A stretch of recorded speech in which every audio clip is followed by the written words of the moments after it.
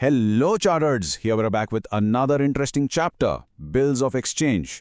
Consider this as a part 1 of this chapter. Namaste, Namaskara, Vanakkam and Namaskaram. Welcome to our explainer session. Today we are keeping our pace nice and slow, focusing entirely on pure clarity. I want you to just sit back, relax and absorb the core concepts. Because today we are laying down the absolute foundation as per ICI rules. Think of our agenda today as our quest log for this anime-style training arc.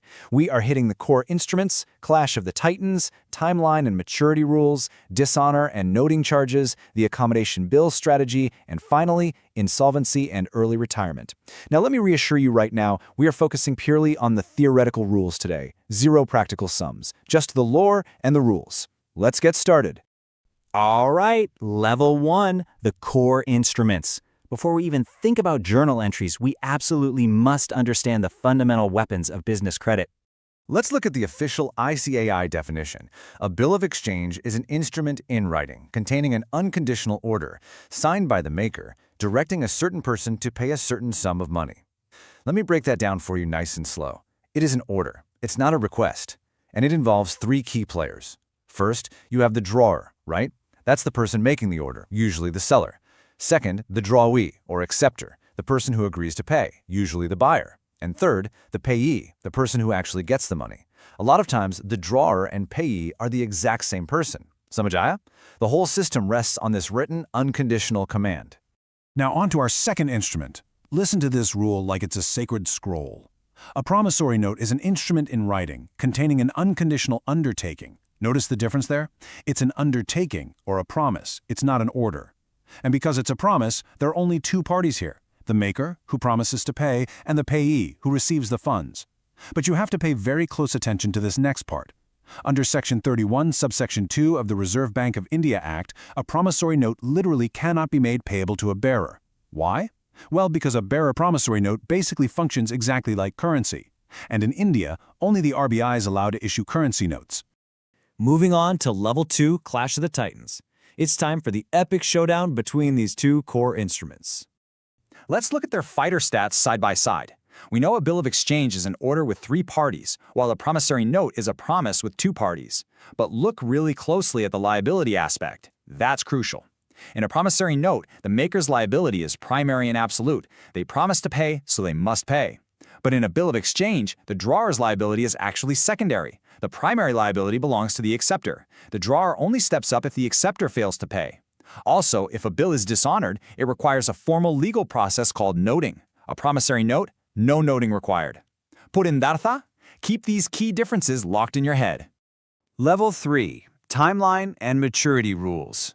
Here we learn the precise art of time manipulation. Knowing exactly when a bill is legally due is one of your most essential skills.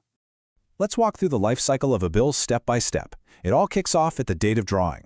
From there, you add the term, whether that's 3 months, 60 days, whatever. This brings you to the expiry date, sometimes called the due date. But hold on, you cannot demand payment just yet. By law, you must absolutely add the sacred 3 days of grace. You literally add 3 days to the expiry date, and only then do you arrive at the true legal date of maturity. Now, if a bill is payable on demand, sure, there are no grace days, but for time-based bills, those 3 days are a mandatory right. Okay, level 4, dishonor and noting charges. We need to talk about what happens when the ultimate law of the contract is broken. Let me explain this chain reaction slowly because it's important. Step 1. The maturity date arrives, but the drawee just doesn't pay. That is dishonor. Step 2. To stop the drawee from lying later and saying, hey, nobody asked me for the money, you hand the bill over to an official called a notary public. Step 3. The notary public formally presents the bill again, and when they are refused, they legally record or note the facts and the reasons for dishonor. Step 4. The notary isn't working for free, right? They charge a fee called noting charges. Now here is the absolutely crucial ICIA concept. The holder of the bill pays those noting charges up front, but they are ultimately recovered from the drawee. Why? Because it was the drawee's fault that caused the expense in the first place. So far, we've only talked about bills drawn for actual real-world trading. But let me ask you something. What if both parties just need money, without actually selling or buying any goods? Is there a way to use a bill of exchange just to generate cash? That brings us to level 5, the accommodation bill strategy. This is basically a secret technique used to raise finance. An accommodation bill works like a financial engine. Imagine two friends, A and B. They both need funds. A will draw a bill on B, and B will accept it, purely to accommodate A. There are absolutely no goods being exchanged here. A takes this accepted bill straight to the bank and gets it discounted for immediate cash. Then, A and B share those cash proceeds between themselves based on whatever they agreed upon. But remember, because they shared the cash, they also have to divide the bank's discount charges in that exact same proportion. Right before the maturity date, A will send his share of the money back to B, so B has the full amount ready to pay the bank. It's a pure game of mutual trust. Welcome, my friends, to the final stage of our theory training arc. Final boss, insolvency, and early retirement. Let's cover the two extreme fates of a bill. Let's summarize the steps for these two scenarios. First, early retirement. This is the happy path. The drawee has extra funds and pays the bill before the due date.